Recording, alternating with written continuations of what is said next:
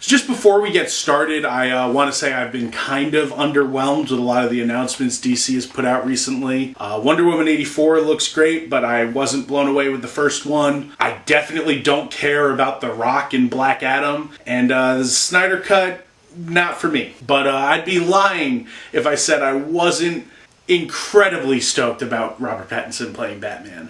I'm very excited.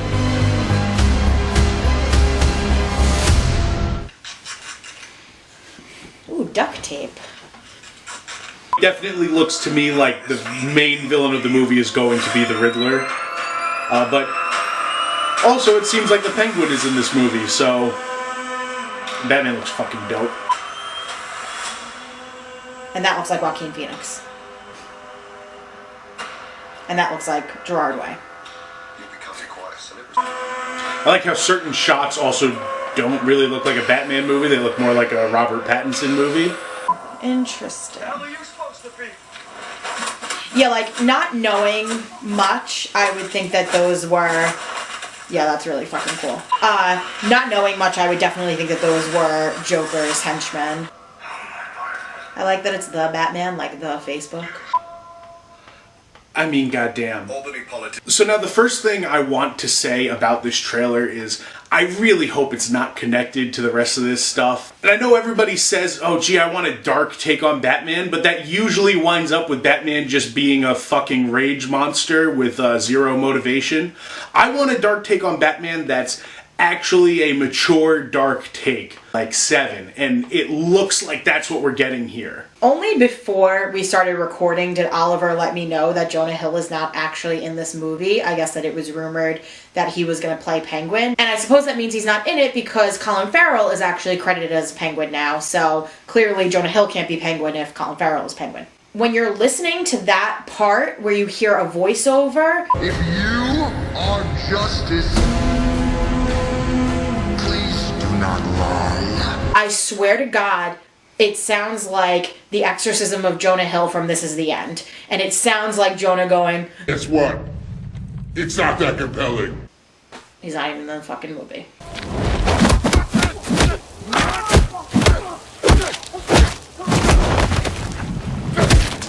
This is pretty fucking violent. This looks like real world violence. Like when Batman's hitting that guy, he just keeps going. You know, I wasn't expecting them to do an R-rated Batman, and I still don't think they will. But there is something to be said with that they made all the money in the world with Joker. I don't see why they would be against doing a Batman movie R-rated, other than that, you know, you take your kids to Batman, but they haven't made a Batman movie for kids in a long fucking time.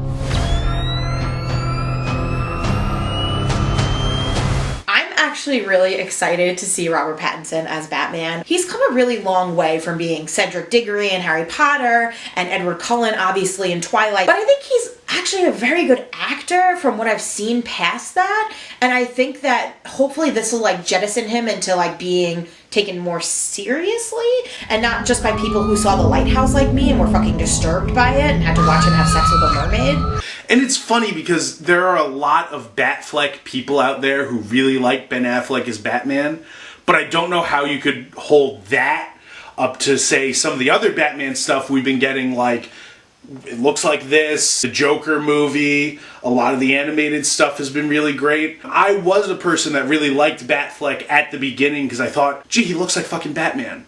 But that isn't Batman, that's a guy who kills people. I mean, I don't know if Batman kills people in this movie, but I also think it's a little silly that that even needs to be debated. Batman doesn't kill people. And honestly, like, how wild is that going to be next year when we don't have one or two Batmen, but we have 3 Batmen in upcoming movies now? Apparently you have Batfleck coming back to be Batman in the Flash movie.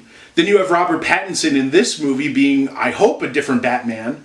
And then you have Michael Keaton coming back as Batman. You know, and then you compare it to all the other Batman stuff that Batman isn't even in, because then you have Joaquin Phoenix as the Joker, you maybe still have Jared Leto as the Joker, but then there's the new Suicide Squad that isn't connected to the original Suicide Squad, plus you have Gotham on TV, which has child Batman and different Commissioner Gordon than this Commissioner Gordon, but also J.K. Simmons as Commissioner Gordon in the Justice League, and possibly in the Snyder Cut.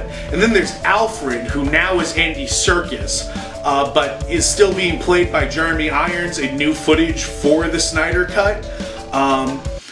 Dude, what the I feel like whenever they take on these really iconic heroes like Batman or like Spider-Man, the problem is that there's really a disconnect between their superhero persona and then their everyday persona.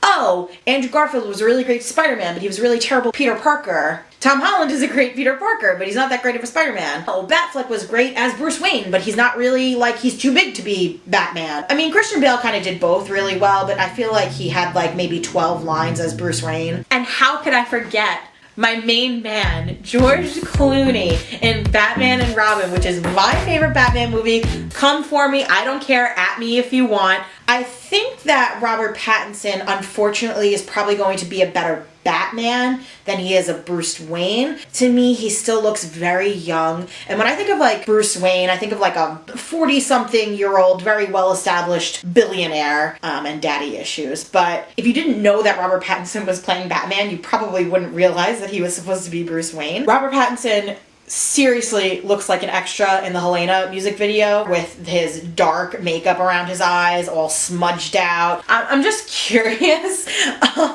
who his costumer and makeup artists are, because I want to go shake their hand, because I totally love the aesthetic that they're giving him, that he's emo Batman, because that's just fucking great. This looks like it's actually inspired and like a team of people that actually care about Batman sat down to do this and to make a good movie. And if that's the case, I'm really, really excited. I'm actually going to give this trailer a 4.5 out of 5 sad Afflecks.